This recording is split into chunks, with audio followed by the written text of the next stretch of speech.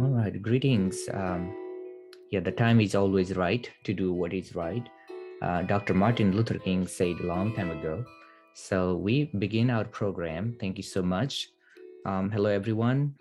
Welcome to Morgan State University. Also, welcome to the Research and Scholarship webinar series. This series is organized by the School of Education and Urban Studies in collaboration with the Division of International Affairs and the STAR Scholars. Again, welcome. In a few minutes, you will hear from our panelists and the guest about their recent research publication and experiences around the theme of understanding access, space, and success of students during the COVID-19. So then we move to the panel discussion. Before we go into discussion, each invited expert scholar will take a couple of minutes to introduce their recent publication. Now it's time for the panel discussion on the very theme of the COVID-19 student experience.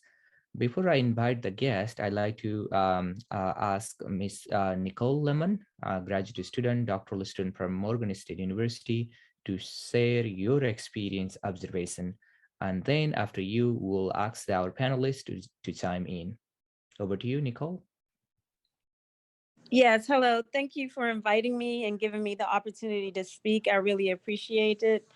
So it appears for most of the panel that their focus was higher education. However, in my research and work, I focused on the impact of COVID-19 on grade school teachers. At the time when I did my research, which was over a year ago and during the height of the pandemic, there weren't a lot of policies in place. It was a race to figure out how do we deal with this pandemic. Literally, there were no policies in place, and policies were being evolved. So, as a middle school teacher at my school, and I know in other schools across the country, as teachers were literally getting sick, ill, and dying, there was a desperation. And so I decided to do my research because I wanted to be able to influence the policymakers and to consider what middle school teachers were going through, high school teachers were going through, and grade school teachers were going through. And as a teacher who has been practicing for about 20 years, it seemed as though they were not coming to the teachers to get answers. They were making decisions from above and not going to the sources. So that really raised my interest in doing research and writing about this problem. And although my research is inconclusive, I was able to gather very important information that I felt really would have helped the leaders make some sound decisions. Thank you. Thank you, Nicole. Let's now we go to the same order. Aneta, Caroline, Leslie, Lipping, and to chime in on the topic. You can share any of these experience on the questions that you see on the screen, or you can just share your personal experience at the university working on the research or teaching. Any of those things would be fine. Thank you. So what students are learning to do is to rethink their approaches to learning because of the constraints of the pandemic. So as our project has shown, because they are trapped in a sense, especially at the beginning of the pandemic where we had full lockdown here in the UK, they were trapped in the room, so they were unable to go anywhere, and they were unable to access the kind of resources and support networks that they normally access. So they were forced to rethink their own ways of learning and to reposition themselves to the materials which were available to them and which were restricted. And so just basically, if you think about it from the perspective of broader literature around international students and international student experiences, it just takes you back to all those points that are often made in literature about, how international students support each other, for example, during their study period in a host university, abroad. But also about the big point for me in particular is the point about agency. That, international students have a lot of agency.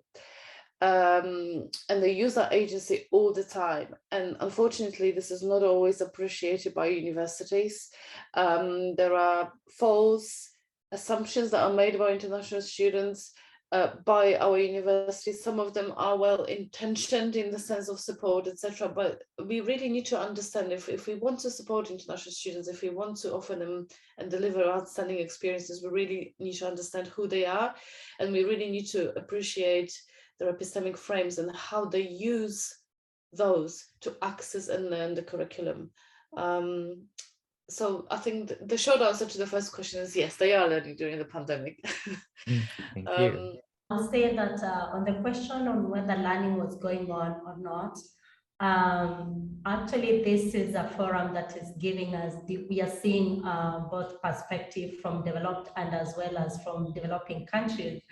And I want to say that actually with the closing of institutions of learning, very little learning did go on. And the statistics show that about 96% of the students were left out, especially with the going on to online learning. And this was because most of the institutions were unprepared for such a happening. And so they did not have the required infrastructure to support or to host all the students as well as the staff online. And so you may find that before they were having a very little number of students, that is only graduate students being hosted online, and they were doing like a model that is open and distant learning. And it will host only like 100 students.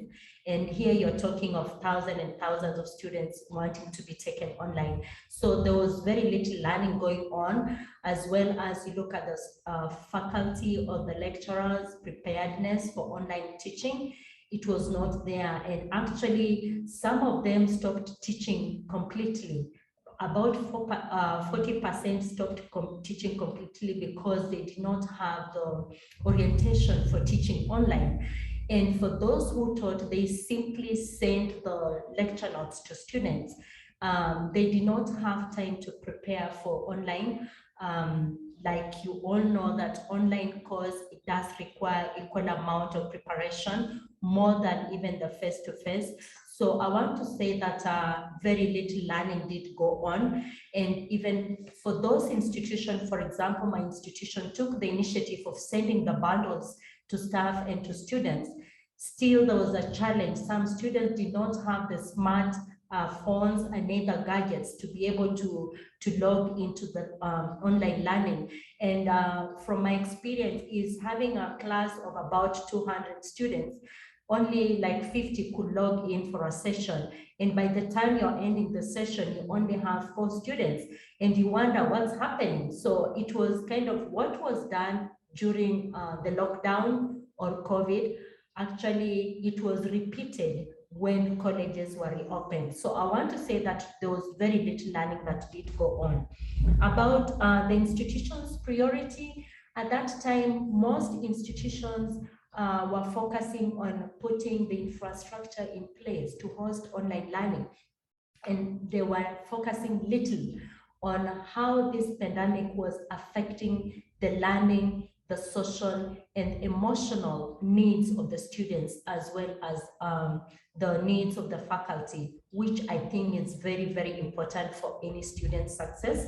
And looking on the aspect of what comprises student success, there's a lot of things that goes in for a student to succeed.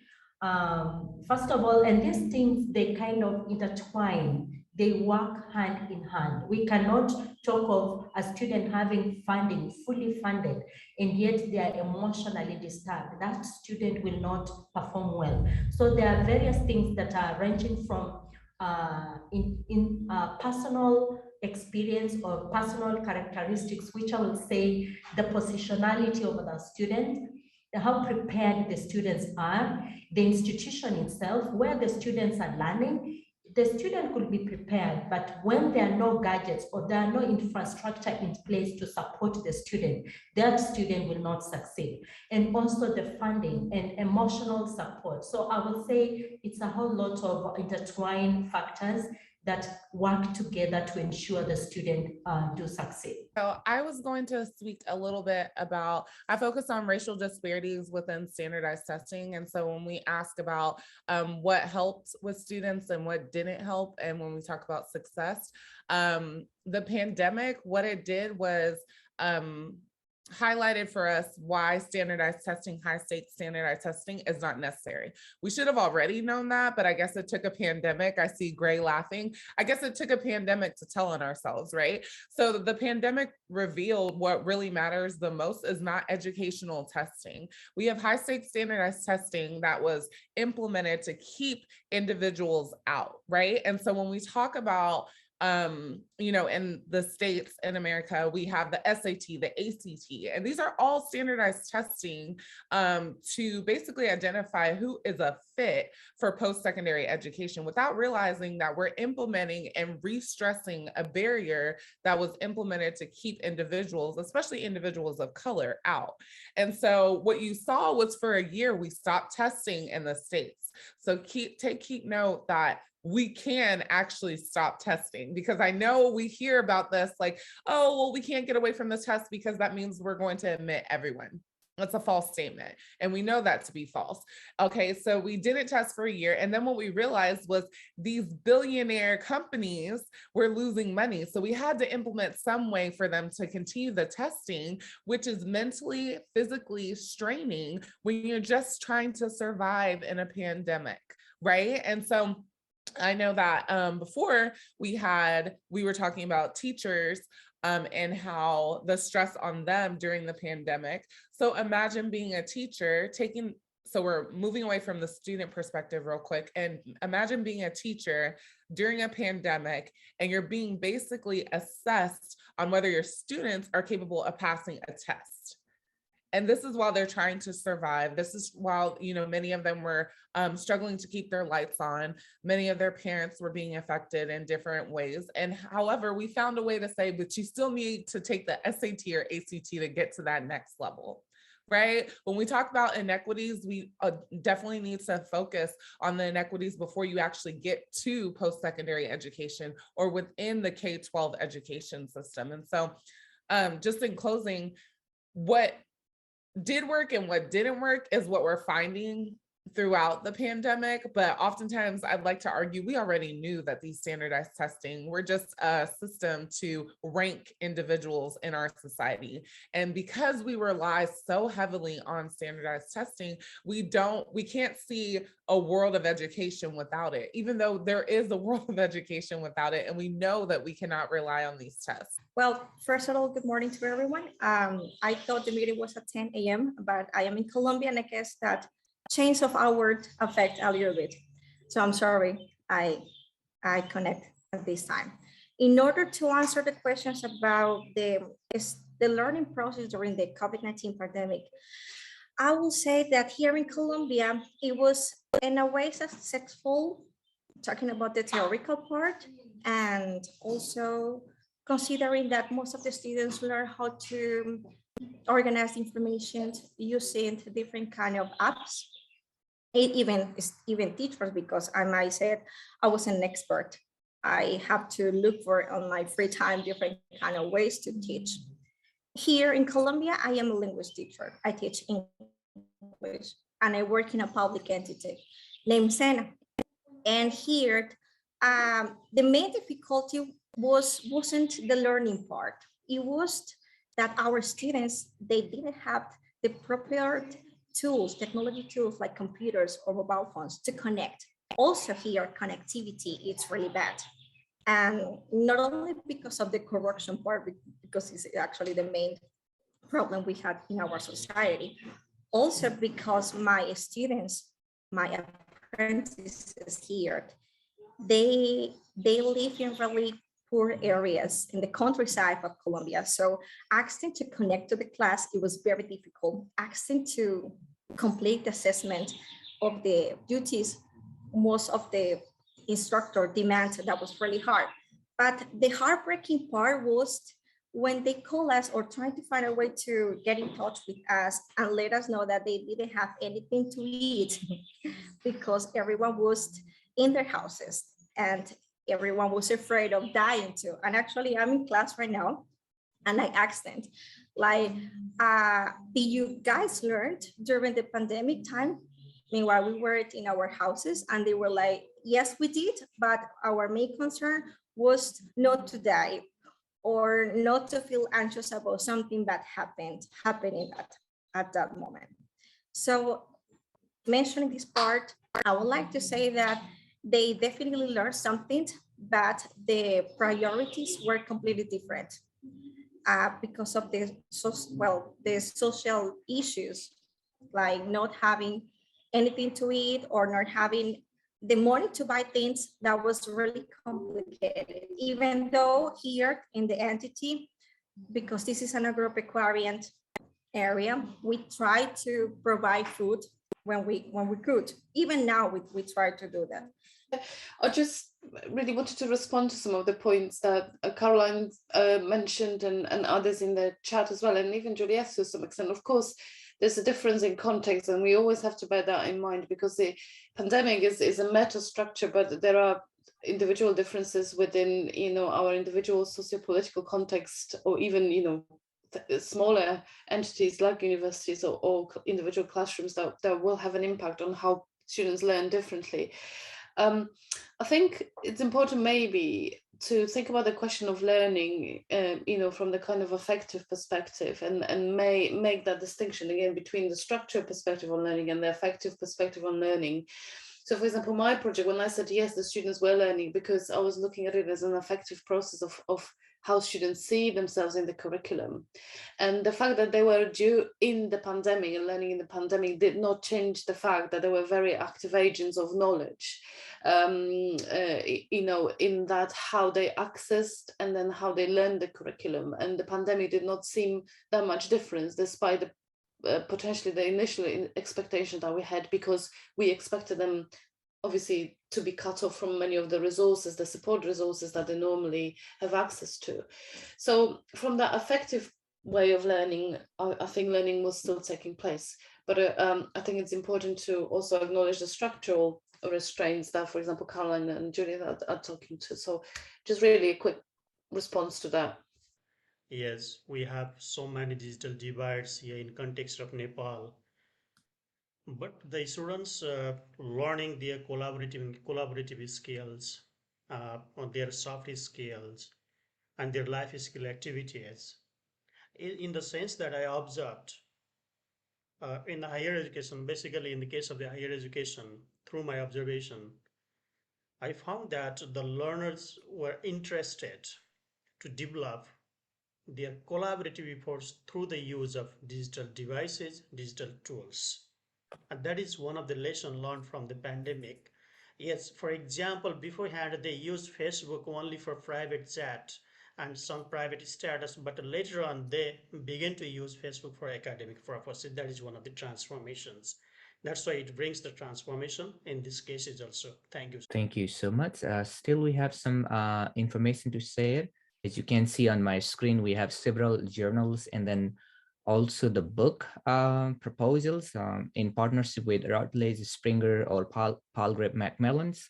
So if you have any ongoing projects related to your new book projects or book chapters or any articles, let us know. We have also several journals in our Star Scholars network. We are very happy to consider your manuscript, and there is no fees to publish in any of these journals or the book projects that we have here. Books. These are some of the open access books you can download anytime instantly from the website. This is the essay contest we said earlier, and this year, application has been opened, so you can, submit your essay until October 30th of this year. Then also we have Millennium Scholar Program. This is one of the mentor-mentee program signature programs. There is no fees, but we need a recommendation or nomination from your dean or provost or department chair in order to be in the program. Then we also have few upcoming events, including April 5th, 20th, May 18th, and June 15th. I have was and is mental health an issue for students during the pandemic? And if so, how has it been addressed? Our team works mainly with faculty facing instead of student facing, and we found kind of like Leslie was speaking to, this change and shift in how they want to teach or use assessments. They're much more interested in inclusive teaching than they have been in the past.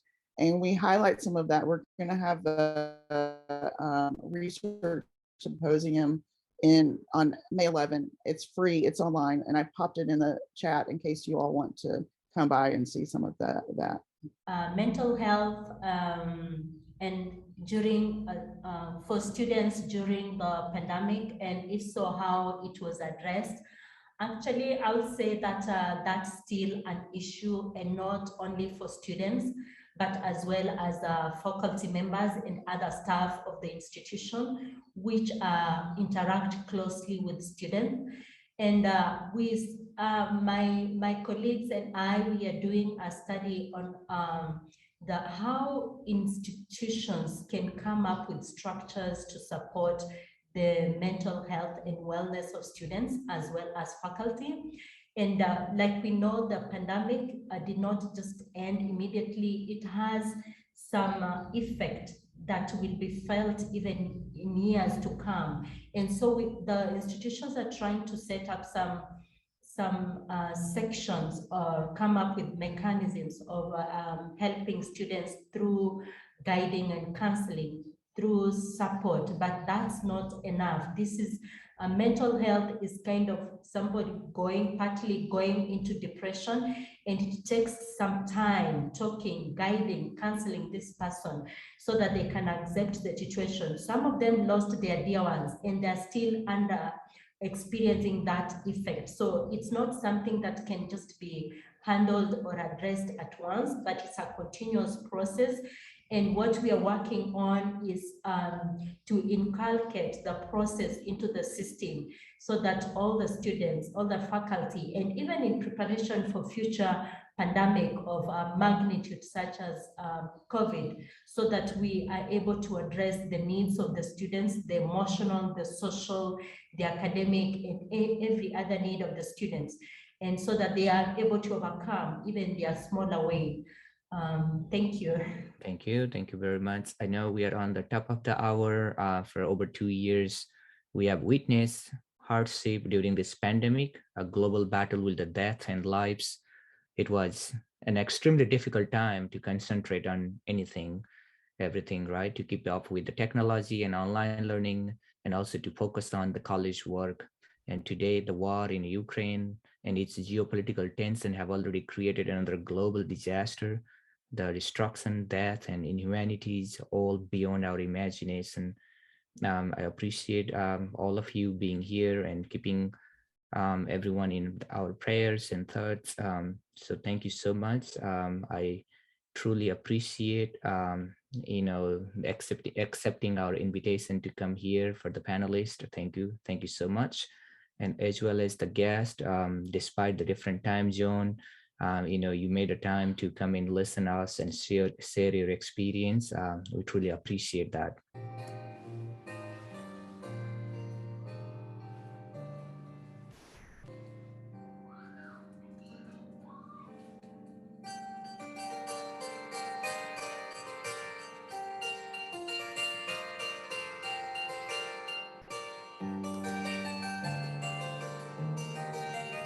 No, I can just say, Krishna, thank you very much for the invitation. It's great to be able to listen to others as well and the research they have done. And thank you for your thoughtful thoughts about Ukraine and geopolitical context, because they are of course important and have a huge impact on internationalization and students.